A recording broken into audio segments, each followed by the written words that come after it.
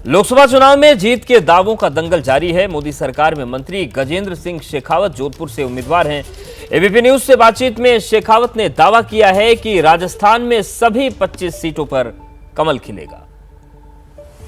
हम इस समय जोधपुर में हैं और जोधपुर इस समय हॉट सीट बनी हुई है। हमारे साथ गजेंद्र सिंह शेखावत जी हैं, जिन पर पूरे देश को पानी पिलाने का जिम्मा है। 2 बार से तो यहाँ विपक्ष को पानी पिला रहे हैं, तीसरी बार भी ये चलता रहेगा सर? निश्चित रूप से अब की बार तो चुनाव पूर्णतः अनुकूलताओं का है। आपने अभी कहा जोधपुर हॉट सीट है, वो हॉट सिर्फ इतना है कि यहाँ वेदर हॉट है। इलेक्शन वेदर बिल्कुल भी हॉट नहीं है। आप देख रहे हैं कितना कंफर्टेबली हम लोग चुनाव लड़ रहे हैं।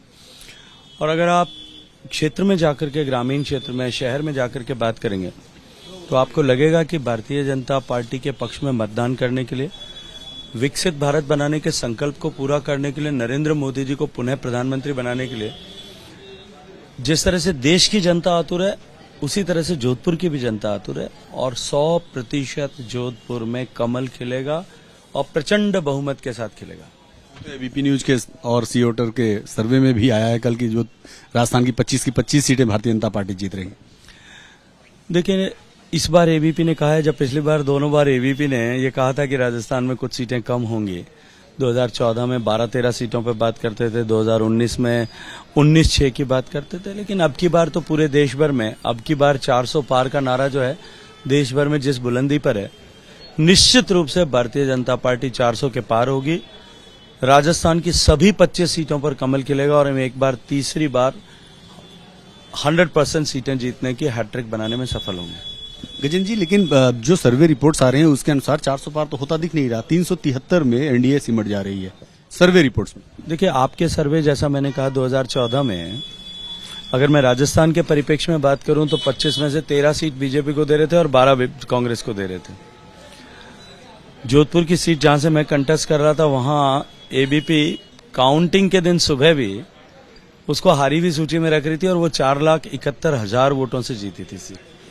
इसलिए मुझे नहीं लगता कि आपके सर्वे जो हैं, देखिए सैंपल साइज बहुत मैटर करता। मैं सर्वेज को चैलेंज नहीं करता जी, लेकिन विपक्ष, चूंकि आप जल शक्ति मंत्री भी हैं, पूरे देश में पानी पहुंचाने का, घर घर जल, नल से जल पहुंचाने का अभियान आपने शुरू किया था, लेकिन विपक्ष लगातार ये आरोप लगाता है कि राजस्थान के मंत्री होने के बावजूद राजस्थान में पानी की किल्लत है।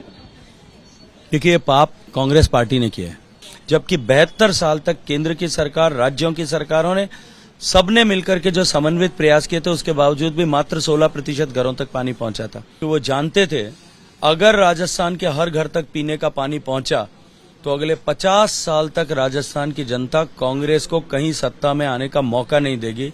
और इस डर के मारे अपनी राजनीतिक महत्वाकांक्षाओं को बचाए रखने के लिए गहलोत सरकार ने लोगों के प्यासे कंठों पर राजनीति की, उनको प्यासा बनाए रखने के लिए मजबूर किया। इलेक्टोरल बॉन्ड का मुद्दा उठाया। उन्होंने कहा कि ये देश का सबसे बड़ा वसूली रैकेट था और इसके लिए इसके सरगना प्रधानमंत्री नरेंद्र मोदी थे। देखिए, राहुल गांधी जी की बात को कौन दुनिया में सीरियसली लेता है?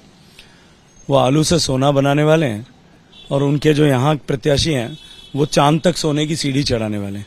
इसलिए अब उनकी बातों को उनके घर परिवार और दल में ही अब कोई सीरियसली नहीं लेता, तो मुझे लगता है कि उनकी बातों के ऊपर प्रतिक्रिया करना भी मेरे लिए उचित नहीं है। उन्होंने एक बात और भी कही कि भारतीय जनता पार्टी 150 से ज्यादा सीटें जीत नहीं पाएगी। आप लोग 400 की बात कह रहे हैं। 4 तारीख तक का इंतजार करिए।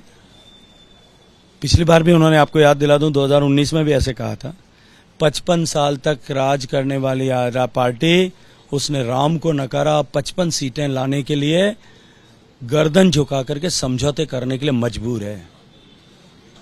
वोट बैंक के लिए और नहीं, वोट बैंक के नहीं, अपनी प्रतिष्ठा और इज्जत बचाने के लिए। कांग्रेस का कहना कि हम दरअसल राम के सही मायने में पुजारी हैं। भारतीय जनता पार्टी के लोग जो हैं वो राम के व्यापारी हैं। वो सही मायने में जो पुजारी हैं, उन्होंने एफिडेविट फाइल किया था। उस समय जयराम रमेश साहब उस मंत्रिमंडल के सदस्य थे। भारत की संवैधानिक व्यवस्था के अनुरूप मंत्रिमंडल का डिसीजन क्यूमुलेटिव डिसीजन होता है, सामूहिक निर्णय कहलाता है। सरकार में कोई भी अगर निर्णय होता है, उसकी सामूहिक रिस्पॉन्सिबिलिटी सभी की होती है, कोई विभागों से नहीं बच सकता।